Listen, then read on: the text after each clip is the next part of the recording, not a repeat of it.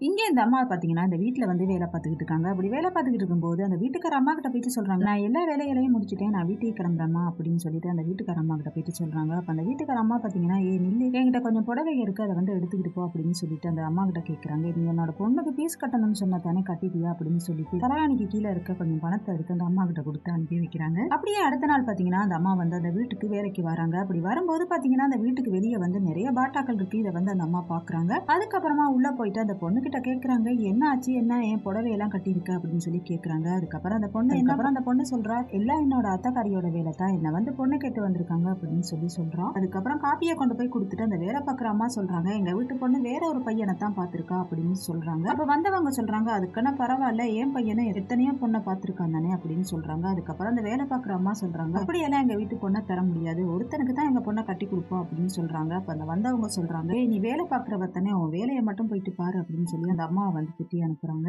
அதுக்கப்புறம் பாத்தீங்கன்னா, அந்த வீட்ல ஒரு பெரிய சண்டையே வந்துருது. இப்படி சண்டை வந்தனால ஆளாளா கத்திக்கிட்டு இருக்கும்போது, அந்த வீட்டுக்கார அம்மா பாத்தீங்கன்னா, அப்படியே மயங்கி கீழ விழுந்துடுறாங்க. அதுக்கப்புறம் அந்த அம்மா பாத்தீங்கன்னா, அப்படியே இறந்தும் போயிடுறாங்க. அதுக்கப்புறம் இந்த வேலை பார்க்குற அம்மா பாத்தீங்கன்னா, அந்த வீட்ல இருக்க அந்த பொண்ணையும், பையனையும் இந்த அம்மா தான் பாத்துக்கிட்டு இருக்காங்க. அதுக்கப்புறம் அந்த அம்மாவுக்கு பாத்தீங்கன்னா, பிடிச்ச சாப்பாட்டை எல்லாம் சமைச்சு படைச்சு வச்சு அழுதுகிட்டு இருக்காங்க. அதுக்கப்புறமா அந்த அம்மா பாத்தீங்கன்னா, அந்த வீட்ல வேலை பார்த்துக்கிட்டு இருக்காங்க. அப்படி வேலை பார்த்துக்கிட்டு இருக்கும்போது, அந்த வீட்ல இருக்க அந்த பொண்ணு வந்து எதையோ தேடிக்கிட்டு இருக்கா. அப்படி தேடிக்கிட்டு இருக்கும்போது, இந்த அம்மா வந்து கேக்குறாங்க, "என்ன தேடுறேன்னு?" அப்ப அந்த பொண்ணு சொல்றா, "இதுல 10,000 பணம் வச்சிருந்தேன். அத காணோம். அதத்தான் தேடிக்கிட்டு இருக்கேன்ட்டு." அப்ப அந்த வேலை பார்க்குற அம்மா சொல்றாங்க, "நல்லா தேடி பாரு. அது எங்கேயும் போயிருக்காது. இங்க தான் இருக்கும்." அப்படின்னு சொல்லிட்டு போறாங்க. அதுக்கப்புறம் அந்த பொண்ணோட ஃப்ரெண்ட்ஸ் வந்து சொல்றா, "இந்த வேலை பார்க்குற அம்மா தான் அந்த பணத்த வந்து திருடி இருப்பாங்க. நீ வேணா போய் கேட்டு பாரேன்." அப்படின்னு சொல்லிட்டு அங்க இருந்து கிளம்பி போறா. அதுக்கப்புறம் அந்த பொண்ணு பாத்தீங்கன்னா, அந்த அம்மா கிட்ட போயிட்டு கேட்கிறா. அப்படி கேட்கும்போது அந்த அம்மா சொல்றாங்க, "நான் பீரோவ திறந்தது உண்மைதான். ஆனா நான் பணத்த எடுக்கல." அப்படின்னு சொல்லிட்டு அவங்களோட பேக்க வந்து கீழ கொட்டி, "இதா பாருன்னு" சொல்லி காட்டுறாங்க. அப்படி கொட்டிட்டு அந்த அம்மா சொல்றாங்க, "என்ன வாய் நிறைய நீ அக்கான்னு கூப்பிடுற. அதனால இதுவும் என்னோட வீடு தான். நான் வந்து என்னோட வீட்லயே திருடுவேனா?" அப்படின்னு சொல்லிக்கிட்டு இருக்கும்போது பாத்தீங்கன்னா, அந்த பொண்ணோட அண்ணன் வந்து அந்த பணத்த வந்து அந்த பொண்ணுகிட்ட குடுக்குறான். அப்படி குடுத்துட்டு சொல்றான், "நான் ஒரு எமர்ஜென்சி அதனால இந்த பணத்த வந்து எடுத்துக்கிட்டு போனேன்." அப்படின்னு சொல்லிட்டு அந்த பொண்ணுகிட்ட வந்து அந்த பணத்த குடுக்குறான். அத பார்த்த அந்த அம்மா பாத்தீங்கன்னா,